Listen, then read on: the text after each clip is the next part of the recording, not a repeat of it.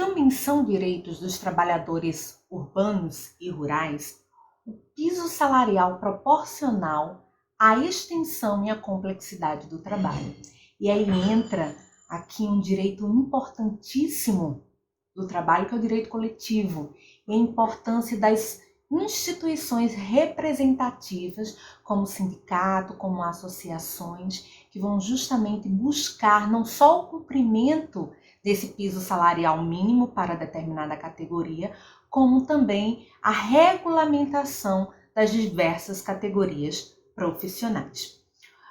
No artigo 7º, inciso 6º, é garantido pela Constituição a irredutibilidade do salário, salvo quando for disposto em acordo e convenção coletiva. Acordo e convenção coletiva é uma categoria de negociação entre as classes trabalhadora e empregadora, com o objetivo de, em situações de instabilidade, em situações de pandemia, como a que vivemos, exista a possibilidade de que haja uma redução da remuneração, lógico, se ela for de caráter excepcional, se ela for, inclusive, trazendo a possibilidade de redução da carga horária da prestação daquele determinado serviço. Portanto, existe a garantia da irredutibilidade de salário, mas é previsto, sim, a possibilidade de negociação, se ela for feita de caráter coletivo, 13º salário com base na remuneração integral ou no valor da aposentadoria. Também é um direito garantido constitucionalmente a todos os trabalhadores. Remuneração do trabalho noturno superior ao diurno. Então, pela própria natureza física do ser humano, existe muito mais esforço de se manter vigilante, de se manter, inclusive, acordado, podemos dizer isso, e o Constituinte reconheceu esse maior esforço, fazendo com que a remuneração daqueles que trabalham em horário noturno fosse maior, do que daqueles que trabalham em horário diurno. E a depender a configuração do que seria, qual seria o horário noturno, ele vai depender muito do tipo de trabalho que é desenvolvido. Por exemplo, o trabalho agrícola, normalmente ele se inicia mais cedo, o trabalho pecuário. Então, por essa razão, é comum de que não seja considerado horário noturno 4, 5 horas da manhã, 6 horas da manhã, Bem, proteção do salário na forma da lei, constituindo crime a sua retenção dolosa. Vou contar um fato que acontecia muito quando nós tínhamos alta de inflação e altos juros no Brasil. Parece quase é muito tempo atrás, mas não é tanto tempo assim não. O que acontecia? Um empregador tinha sua empresa, geralmente se pagavam com cheque, e na sexta-feira era o dia do pagamento. Ele estava lá com o dinheiro na sua empresa e sexta-feira ele deveria pagar todos os funcionários. Aí o que ele fazia? Ele emitia um cheque com um valor, com a data do dia, com o valor tudo certinho, e entregava para o funcionário.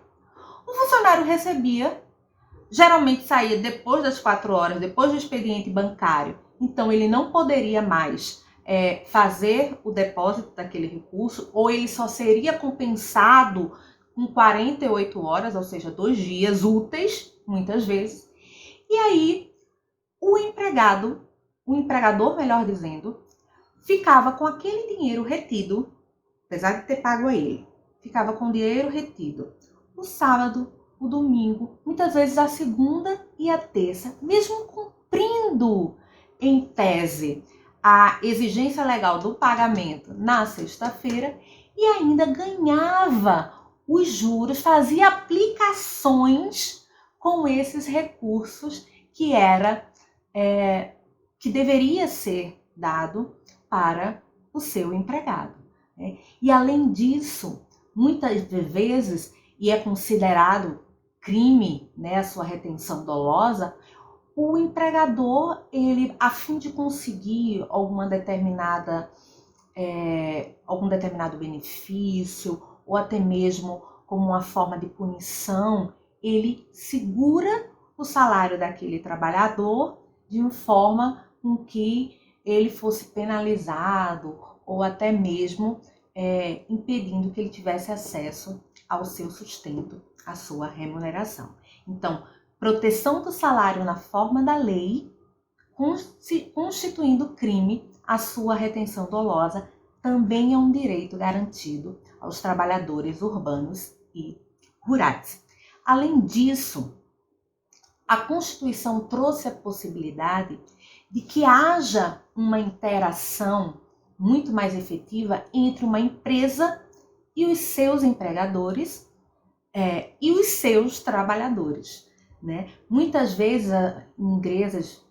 empresas de grande porte, melhor dizendo, traz a possibilidade de que os seus empregados, quando atuem como até uma política de incentivo, tenham a participação nos lucros ou resultados, lógico, desvinculada da remuneração, inclusive, excepcionalmente, na própria gestão da empresa, conforme definido na legislação trabalhista. Então, é possível, não só possível, é um direito dos trabalhadores também, né, que isso seja permitido, a participação nos lucros, nos resultados e até mesmo na gestão da empresa. O inciso 12 traz o direito do salário família. E é interessante porque quando a Constituição, até 98, para ser mais exata, o salário família era para salário família para os seus dependentes, independente, né, de quanto fosse esse salário. Em 98, o Constituinte entendeu a necessidade de que o salário família deveria ser pago em razão do dependente, do trabalhador de baixa renda nos termos da lei. Então, a legislação também traz o entendimento do que seria o trabalhador de baixa renda e, portanto, somente os dependentes deste faria jus ao salário família. Duração do trabalho normal não superior a 8 horas diárias e 44 horas semanais, facultada a compensação de horários e a redução da jornada mediante acordo e convenção coletiva de trabalho. Bem, em relação à duração do trabalho, nós vamos encontrar em várias outras nações, né, um tratamento diferenciado em relação à estipulação dessa duração máxima, podemos assim colocar, em um contrato de trabalho. Porque existem países como, por exemplo, os Estados Unidos, onde a legislação é muito mais fluida, né, e não existe tanta limitação, onde você pode não somente contratar por um horário maior, mas ter 2, 3 ou 4 contratações, né, não limitando e não vinculando um número mínimo ou máximo de horas para um determinado contrato de trabalho. E o objetivo de se garantir essa duração do trabalho normal, não superior a 8 horas diárias, é justamente para estabelecer, né, conforme até a própria capacidade física dos indivíduos, dos trabalhadores, de que ele tenha o tempo necessário também para dormir, para se alimentar, para realizar suas atividades pessoais, além da sua atividade laboral. Então, no Brasil estabeleceu, e existem ainda discussões sobre reduzir esse trabalho para 6 horas, né? Mas apesar de vários projetos com esse objetivo, e aí lembre-se, se for para reduzir, concorda com a gente que não é abolir, é melhorar a situação do trabalhador, então poderia sim ter um projeto de emenda da Constituição que viesse a reduzir, né, esse horário normal não superior a 6 horas, e também tem um é interessante um projeto de lei que estabelece não em 44, porque seriam 8 horas diárias durante a semana e 4 horas em um final de semana, no sábado, no domingo, a depender, né? Mas é importante também observar que é facultada a compensação de horas, muito conhecidos, famosos bancos de horas, onde você pode fazer o cômputo daquilo que você trabalha até alcançar aquele limite que é estabelecido, e tudo isso deverá ser realizado mediante acordo ou convenção coletiva de trabalho. Bem, então, além da duração do trabalho normal, existem também aqueles trabalhos ininterruptos, que não podem parar, né? Não pode chegar, não vou lhe atender, não, tá lá, chega o rapaz no hospital morrendo, e a enfermeira, o médico chega e diz, não posso parar. Os trabalhos ininterruptos, né, eles têm previsão de que esses sim terão jornada de 6 horas para o trabalho, realizados em turnos ininterruptos de revezamento, salvo, lógico, convenção coletiva. E aí, a negociação coletiva ela pode estabelecer até menos do que 6 horas, 4 horas ou até 8 horas, a depender de como, ou 12 horas, no caso de plantões, dentre outros, vai depender de cada categoria profissional e como ficar estabelecido nessa negociação. Bem, inciso 15 do artigo 7º. Repouso semanal remunerado, preferencialmente aos domingos. E é um ponto interessante porque esse inciso, ele acaba também buscando efetivar um dos direitos sociais, que é o direito ao lazer. O direito ao lazer, o que adianta a Constituição dizer que nós temos o direito ao lazer e não existir nenhum mecanismo ou nenhum direito que garanta o exercício do lazer? Então, o descanso semanal remunerado, o repouso semanal remunerado, como traz o texto constitucional, ele tem o objetivo de não só proporcionar ao trabalhador o descanso da sua atividade laboral, mas também de promover, dar a possibilidade de você realizar momentos de lazer, individualmente, com sua família, enfim. E que, preferencialmente, esses momentos de lazer sejam aos domingos. A legislação trabalhista traz as ressalvas e como dar esse tipo de preferência. Remuneração do serviço extraordinário superior, no mínimo, em 50% à do normal. A famosa hora extra.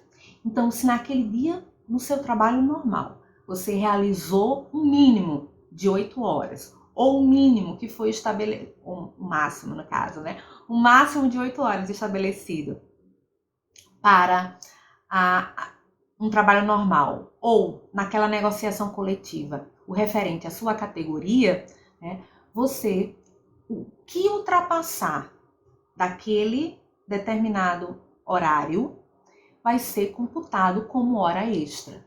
E essas horas deverão ser pagas no mínimo 50% a mais do valor normal. Digamos que a sua hora de trabalho seja R$100.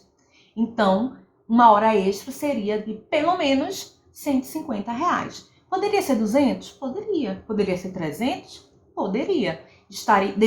Teria que estar previsto no contrato de trabalho, né, quanto da remuneração da hora extra. É possível? É difícil, eu particularmente nunca vi. E, para a gente concluir esse bloco, nós temos no inciso 17 o gozo de férias anuais remuneradas com pelo menos 1/3 a mais do que o salário normal. Esse também é um direito que visa garantir o direito social ao lazer, ao repouso, ao descanso. E o que me chama a atenção nessa com pelo menos 1/3 a mais do que o salário normal, ou seja, o adicional de férias, é justamente para permitir que o trabalhador no seu período de férias, já que geralmente ele tem todo o seu salário comprometido com as suas despesas, tem um dinheirinho a mais, não para pagar a dívida, que é o que muitas vezes o que acontece na maioria das vezes, né? Mas para ele tomar um sorvete, para ir para o cinema, pegar uma praia, né? Então, esse é o objetivo também do adicional de férias que está previsto na nossa Constituição.